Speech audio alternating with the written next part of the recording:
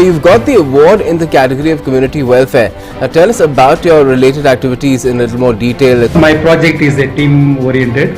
We are working together with the local communities and the students and different stakeholders. We organize the local communities at the grassroots level, and we are doing certain infrastructure in the rural area, mostly in the rural areas. It includes construction of bridges, developing water spring. Now we are doing the check dams as well as electrification of villages. Also we have built one toilet in schools. So our project is a multi-dimensional project. We work in different areas.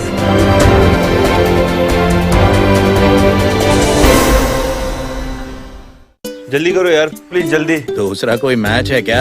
ऐसा ही कुछ है यार, bank जाना है दादाजी को लेके। हाँ यार, उम्र होने पर कभी कभी मदद तो लगती है, पर बैंकिंग में नहीं। वैसे भी आरबीआई कहता है सीनियर सिटीजन सबसे पहले। अगर आप 70 साल से ऊपर हैं और आप बैंक नहीं जा सकते तो बैंक आएगा आपके पास जरूरी सेवाएं लेकर, वो भी वाजिब दरों पर। सीनियर सबसे पहले। आरबीआई कहता है जानकार बनिए, सतर्क रहिए।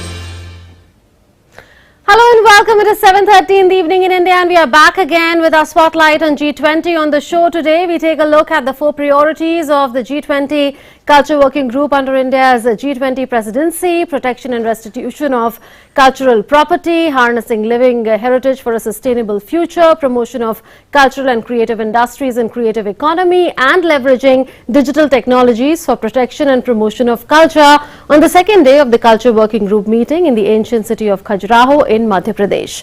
Also on the show, the key takeaways from the second G20 Finance and Central Bank Deputies meeting in Bengaluru, which is a prelude to the first G20 Finance Ministers and Central Bank Governors meeting on Friday and Saturday. We will bring you details of both the meetings. I'm Munmun Bhattacharya. First up, the top stories. World Bank Group President David Malpass meets Prime Minister Narendra Modi. Looking ahead to the G20 summit, leaders discuss India's priorities, action on debt for low-income countries and vulnerable middle-income countries, and the role and evolution of international finance institutions.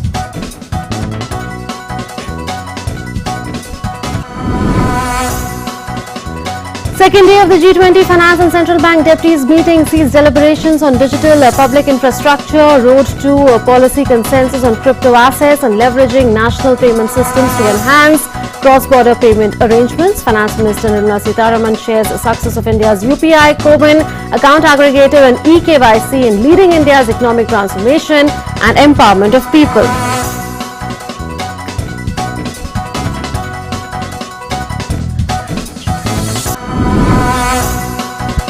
Union Finance Minister Nirmala Sitharaman holds bilateral meetings with the G20 counterparts, meets US Treasury Secretary Janet Yellen. Yellen says 55% low-income countries are facing debt and US will push for common framework process for debt restructuring. Thanks India for its help on debt restructuring, says global economic outlook has improved.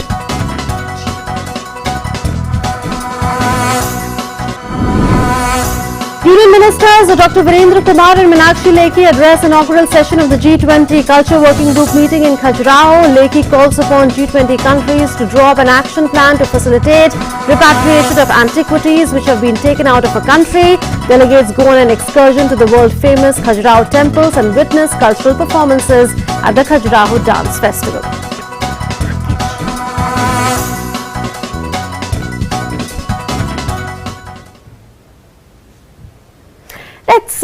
take a look first at what's happening in Bengaluru. Well, DD India correspondent Aisha Khanam caught up with Adrius Charles, OECD delegate in Bengaluru, and India's leadership aimed at coming up with collective solutions to global economic challenges.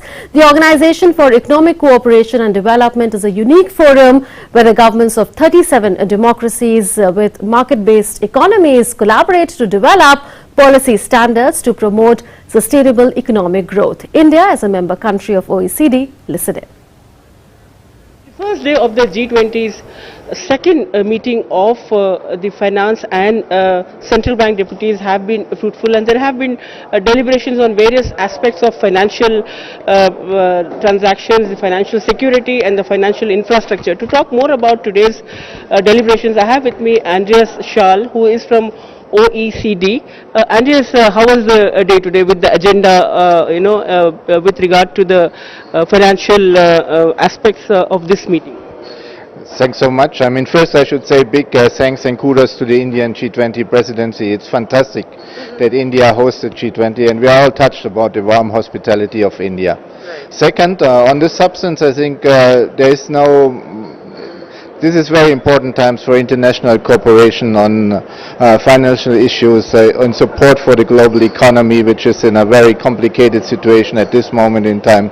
We as OECD will work in particular on international taxation in order to create a more fairer, more efficient international tax system, and we also work on more efficient ways for countries to share data on carbon mitigation. And now, what has been today's point of discussion? Because we saw that there were talks on prevention of tax evasions, money laundering. So how did this agenda unfold?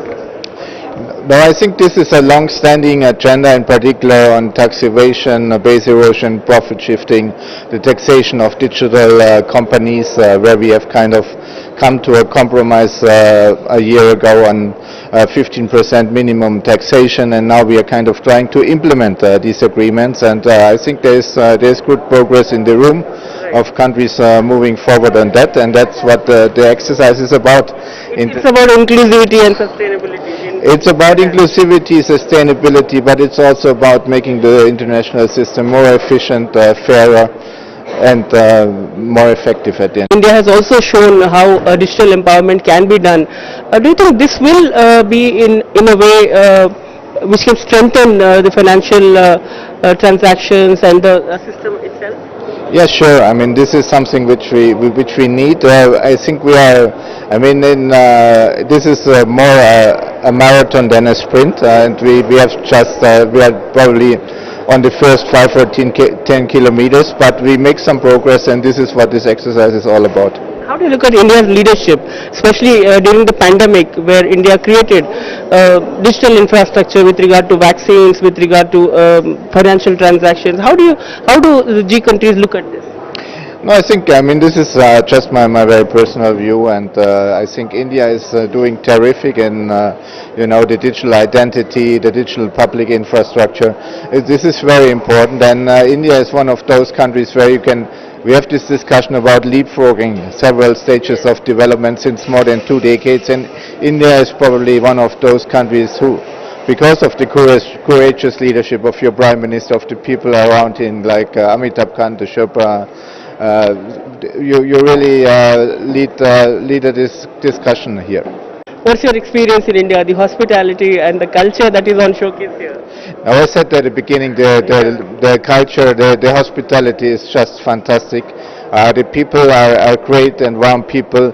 It's also fantastic for us to know a bit more about the culture, about the religion, about the way how people in India live and how they see the world, and for us it's really a great experience, and I mean, as the leitmotif of the president says, one world, one family, one future. Vasudhaiva Kutumbakam. Can you say that in Hindi? Vasudhaiva Kutumbakam. What's a Daiva Kadugum? Thank you very much for trying that. That was Andreas who says that the essence of Vasudhaiva Kutumbakam is reflected here, and he appreciates the culture, the hospitality by the Indian presidency, and also the aspects that are being seriously discussed across the table with regard to financial security, with regard to financial infrastructure will be firmed up in the coming meetings, and the finance ministers of G20 countries will take this up. With cameraman Appaji, Asha Khanam, DD India, Bangalore. In fact, today, World Bank Group President David Malpass met with Prime Minister Narendra Modi, looking ahead to the G20 summit hosted by the Government of India. President Malpass and Prime Minister Narendra Modi discussed India's priorities, action on debt for low-income countries and vulnerable middle-income countries, and the role and evolution of international finance institutions. A timely meeting as the finance track meetings are underway in Bengaluru. Meanwhile, the second day of the G20 Finance and Central Bank Deputies meeting saw deliberations on digital public infrastructure, road to policy consensus and crypto assets, and leveraging national payment systems to enhance cross-border payment arrangements, much like the linkage launched recently between India's UPI and Singapore's Pay Now. Finance Minister Nirmala Sitharaman shared the success of India's UPI, CoWIN account aggregator and eKYC in leading India's economic transformation and in empowerment of people. Here's more on what happened in Bengaluru ahead of the two-day meeting of the G20 finance ministers and central bank governors. Ahead of the crucial first finance ministers and central bank governors meeting under the G20 finance track, Union Finance Minister Nirmala Sitharaman participated in a high-level symposium on digital public infrastructure or DPI in Bengaluru. The symposium saw participation of Indonesian Finance Minister Dr. Sri Mulyani Indrawati, IMF Managing Director Kristalina Georgieva, Governor of Central Bank of Brazil Roberto de Oliveira Campos Neto, and General Manager of Bank of International Settlement Augustine Carstens. It was moderated by Infosys Chairman Nandan Nilekani. Finance Minister shared the success of India's Aadhaar-enabled DPI such as UPI, CoWIN, account aggregator and eKYC in leading the economic transformation and an empowerment of the people of India. The high-level symposium on DPI also saw insightful discussions on inclusive growth, resilience and innovation. The FM took a long walk along the exhibits of India's digital innovations. Earlier, Day 2 of the Finance and Central Bank Deputies' meeting started with discussions on the road to policy consensus on crypto assets and leveraging national payment systems to enhance cross-border payment arrangements. The finance track of the G20 meetings deals with global economy, international finance architecture and sustainable finance, along with issues linked with infrastructure, health, international taxation and financial inclusion. Over Friday and Saturday, G20 finance ministers and central bank governors will discuss debt troubles of developing economies, cryptocurrencies and global inflationary pressures. Ahead of that meeting, US Treasury Secretary Janet Yellen said that the challenges being faced by the global economy are real. The future is uncertain, but the outlook has improved. During a discussion on digital payments architecture, many countries including the UAE, Thailand, Indonesia, Argentina and Mauritius evinced interest in India's UPI payment system. There is also growing interest in central bank digital currencies like Reserve Bank of India's digital rupee. Regulation of crypto assets has also been one of the priorities under India's G20 presidency, and discussions made progress on that matter as well. With Ajay Mishra in Bengaluru, Bureau Report, DD India. On the eve of the two-day meeting of G20 finance ministers and central bank governors, Finance Minister Nirmala Sitharaman held bilateral meetings with the counterparts in the G20, including G7 countries. Finance Minister met Italian Minister of Economy and Finance Giancarlo Giorgetti ahead of the G20 meeting in Bengaluru. She said that under the leadership of Prime Minister Narendra Modi, India hosted the Voice of the Global South Summit, and India would put forth perspectives of the Global South. The Finance Minister also met Japanese Finance Minister Shunichi Suzuki in Bengaluru. The ministers exchanged views on priorities under G20 Finance Track 2023. Both ministers looked forward to close cooperation between Japan as G7 president and India as G20 president on strengthening of multilateral development banks, debt-related issues, financing cities of tomorrow and coordinated policy for crypto assets. The Japanese minister assured his wholehearted support to India during the G20 presidency. Finance Minister also met U.S. Treasury Secretary Janet Yellen ahead of the first G20 finance ministers and central bank governors meeting in Bengaluru. The two leaders exchanged views on G20 finance track priorities under India's G20 presidency. The two leaders discussed their perspectives on strengthening multilateral development banks, global debt vulnerabilities, crypto assets and health, besides a just energy transition partnership and possible takeaways for the two sides. Both sides agreed that lessons learned from COVID-19 pandemic should not be lost sight of, and there is a need for enhancing preparedness for future pandemic-type shocks.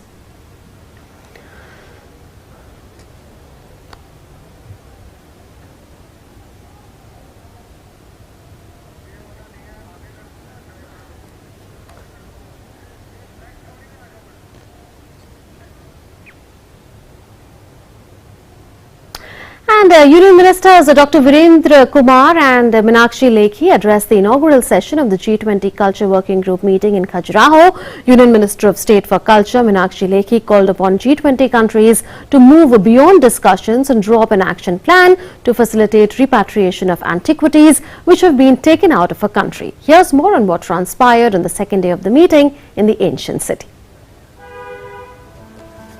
The second day of the first G20 Culture Working Group meeting started in the ancient city of Khajuraho in the Indian heartland state of Madhya Pradesh with an inaugural session. The session was addressed by the Union Social Justice and Empowerment Minister Dr. Virendra Kumar and the Union Minister of State for Culture Meenakshi Lekhi. Dr. Virendra Kumar termed culture as the platform to forge bonds between countries and communities for creating sustainable and inclusive development pathways, asserting that integrating culture within the G20 agenda has been a key achievement, as culture can be a powerful tool for promoting economic growth, social cohesion and environmental protection. The minister said that culture in G20 can foster greater cross-cultural understanding and cooperation, which is essential for addressing global complex challenges. मेरा पूर्ण विश्वास है कि एक दूसरे को समझने और विकास पथ पर चलने के लिए विभिन्न देशों और समुदायों के मध्य संबंधों को प्रगाढ़ बनाए रखने के लिए संस्कृति का महत्व व्यापक है।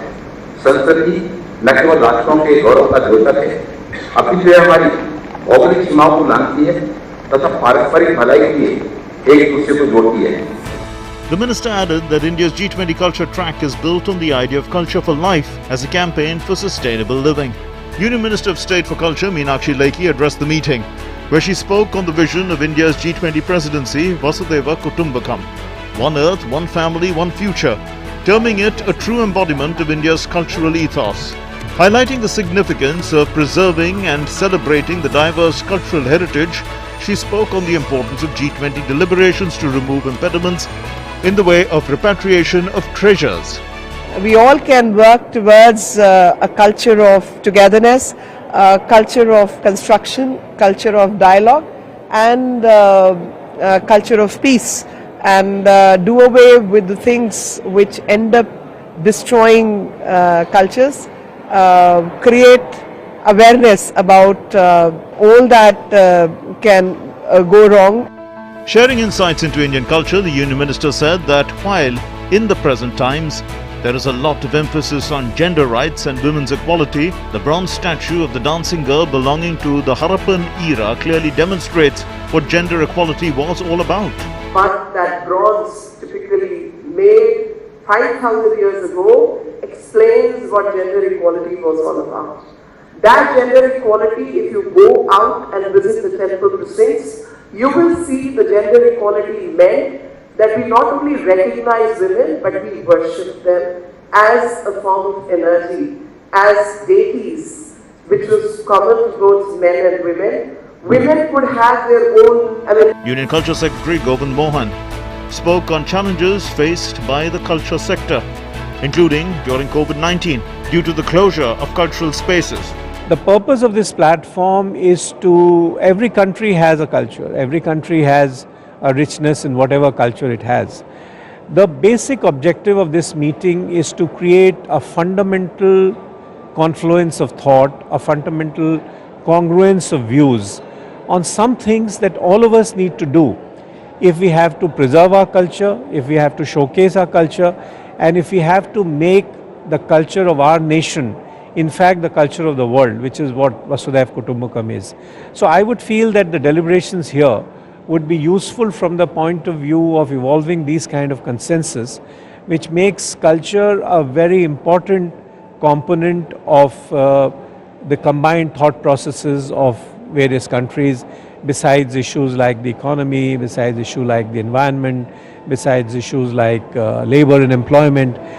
On Wednesday, an exhibition titled Redress, Return of Treasures, showcasing the spirit, need and future of repatriation of cultural property through examples of successful return of cultural heritage to India, was inaugurated.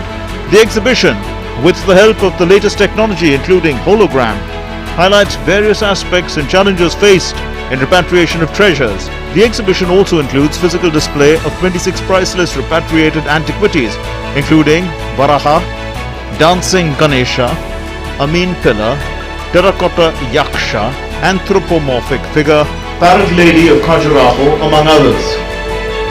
In the evening, delegates were taken on an excursion to the world-famous Khajuraho temples and witnessed cultural performances at the Khajuraho Dance Festival.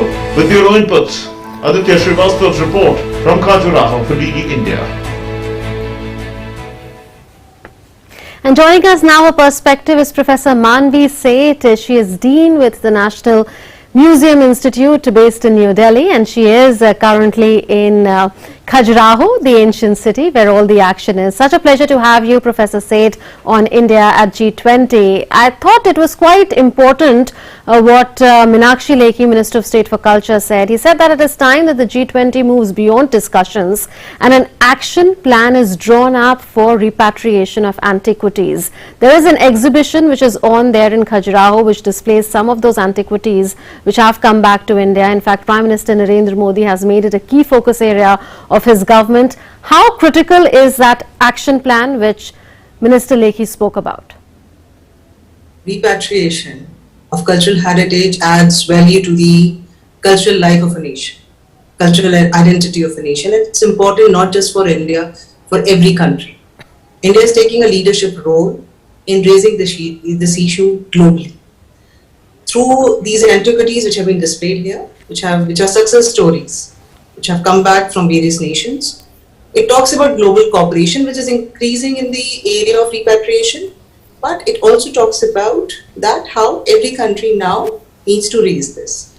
India, definitely there has been a rise in number of success stories over past many years, and this graph only has to grow now. So the action plan is create awareness amongst policymakers, amongst practitioners about the issue of repatriation and how internationally and nationally we can garner support for it. And it was also said, yes, please go ahead. Yes. So we are talking about the process of repatriation, the success stories, not just from India, from all over the world. They have to be brought into public eye. They have to be brought in through such platforms, and so that people can feel pride. And that's what has been attempted here. Through these objects, through international conventions, through national efforts, through the process which goes behind repatriation. And we have tried to showcase how each country is now giving more and more back. India is very happy to be getting, in past 2 decades, much more than it has in previous years. And we just want this graph to keep rising. What role can digital technologies play in protection of the cultural heritage and also in their promotion? Because that's another imponderable for the ongoing Culture Working Group meeting. So we are in a digital age, and digital for safeguarding, digital for data. When we have digital, if there is proper documentation, if there is transparency of the data, it helps in safeguarding of cultural heritage. And digital has to be that every object is well documented. When we have that kind of documentation, it's very easy to track objects. It's very easy to safeguard them from illicit trafficking. And these objects which are here, the previous victims of illicit trafficking are now here as ambassadors of cultural heritage of their friends around the world. So if we have proper documentation of what we have got in this country, in each part, it will definitely help in safeguarding. Right, it was said ahead of the meeting that this meeting is going to be predicated on the linkage between culture and life. Culture for life, that is the phrase that is being used. How do you look at that linkage? India is a country with age-old culture. It's rich with culture, and it also has longest continuity of a cultural life. So culture is important for our identity. Culture is important for the cultural identity of a nation. And culture penetrates every aspect of our life. When you have such a long-running thread of culture, it becomes part of you, of every individual in the country. When they see these success stories through these objects which have been come back, it is a sense of pride, and it is that yes, we need more such stories for a sustainable future, for diversity of culture, and I'm happy that India is taking that. For protection and promotion of culture and linkage between culture and life or sustainable lifestyles, would you like to see within the G20 countries greater encouragement for a closer integration between culture and education, which in India we are trying to do under the National Education Policy? Definitely, there has to be closer linkages between culture and education. Culture has finally found the center space and as the linking space between different sectors. It is something which is not in a box, which connects all the boxes around us, whether it's economic, whether it is other areas, and because this is the way you live. And there is definitely an increase, as you said, between countries, in every country of G20, but also in the national education policy. Now there is more emphasis on imparting cultural education. It has to be part of every curriculum. It has to be part of at all levels of curriculum. Absolutely. So we are looking at a greater integration or mainstreaming of culture in the global policy discourse, and this is encouraging. Culture has been recognized as a global public good as well. Thank you so much, Professor Said, for joining us with your views on India at G20. Well, that's it then in this edition of India at G20. We'll see you again tomorrow with a fresh edition of the show. Until then, thanks for watching.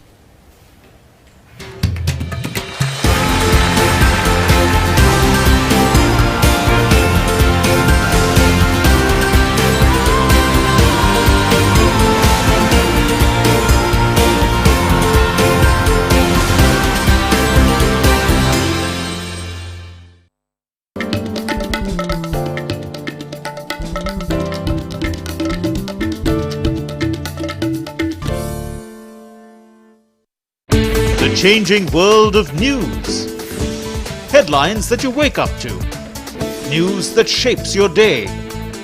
Stories that matter to you. The latest and most accurate updates. A fresh start to a new day. The Breakfast News, Monday to Friday, 8 a.m. on DD India. जल्दी tiffin pack करो। Raju, mobile छोड़ो। अरे दीदी वो bank का number चाहिए, refund ही नहीं आया है। मिल गया। अब भी कॉल करता हूँ दीदी।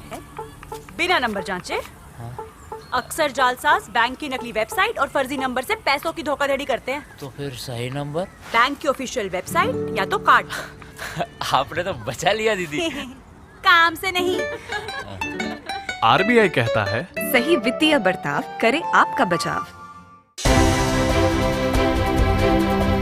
You've got the award in the category of community welfare. Now tell us about your related activities in a little more detail. My project is a team-oriented.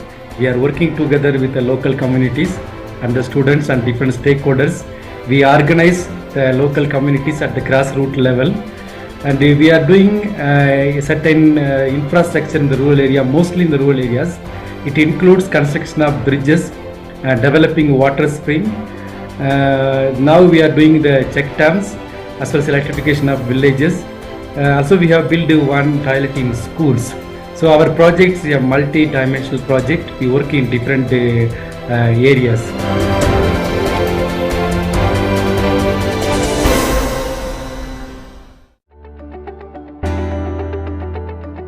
It's 1 year since the Russia-Ukraine conflict. India has maintained a fiercely independent stand. The present world order is based on the world as decided by the victors of the Second World War.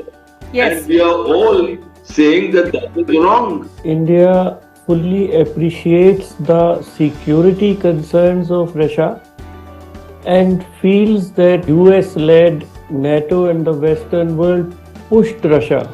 And we also feel that Russia overreacted. Today, India is not non-aligned.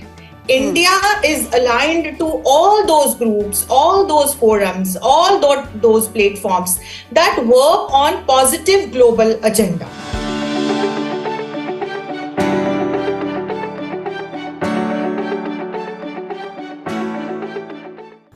दीदी नौकरी लग गई। अरे वाह, बधाई हो। तो अब तो ढेर सारी शॉपिंग। हाँ दी, नया मोबाइल। अरे रुको शहजादे, सैलरी से पहले खर्चे। इंस्टेंट लोन भी तो मिलता है। पहले बजट बनाना सीखो, फिर खर्च करो। पर दी, देखो, कमाई का एक हिस्सा हमेशा बचाना चाहिए, लेकिन पार्टी देने से नहीं बचोगे तुम। हाँ दी, पार्टी मेरी, बजट तुम्हारा। अच्छा। RBI कहता है, सही वित्तीय बर्ताव करे आपका बचाव।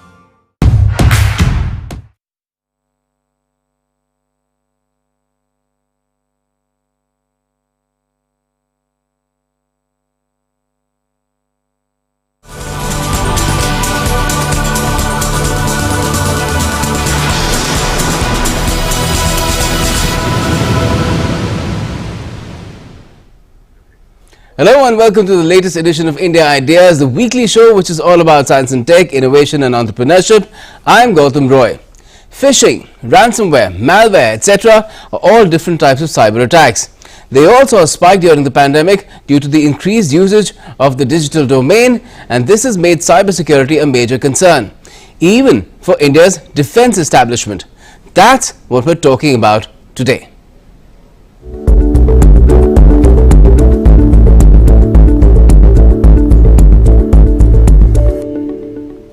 Well, the recently concluded Aero India 2023 show in Bengaluru saw a lot of impressive military hardware and software on display, some even flaunting their formidable capabilities. The 5-day event also saw Defence Minister Rajnath Singh launching the 9th edition of the Defence Industry Startup Challenge, or DISE #9, in the field of cybersecurity. The reason being, cybersecurity related threats and challenges are no longer confined to the digital world with a new age of digitization and growth in cyber technologies, but have become a matter of national security. The Ministry of Defence wanted to promote R&D in this field, so it had different 9 armed and security establishments put forward 28 different problem statements for startups to address and solve.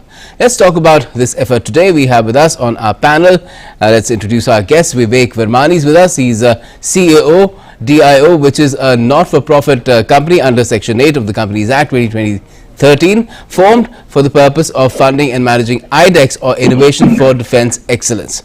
We've also got Lakshmi Das, co-founder and product evangelist at Prophase, which is a made-in-India cybersecurity product company and a cloud-native security provider that helps secure enterprise applications and ensures data security. And we also have Dr. Pawan Dugal with us, cyber law and cybersecurity expert, well-known one at that. Welcome to you all, and start with you Vivek. Tell us how and why was cybersecurity zeroed in on as the broad problem statement for the 9th edition of DISE? Thank you, Gautam. I would start with what IDEX is. So IDEX stands for Innovations for Defence Excellence, and it is an initiative of the Department of Defence Production, Ministry of Defence, to connect startups and MSMEs within the country with the services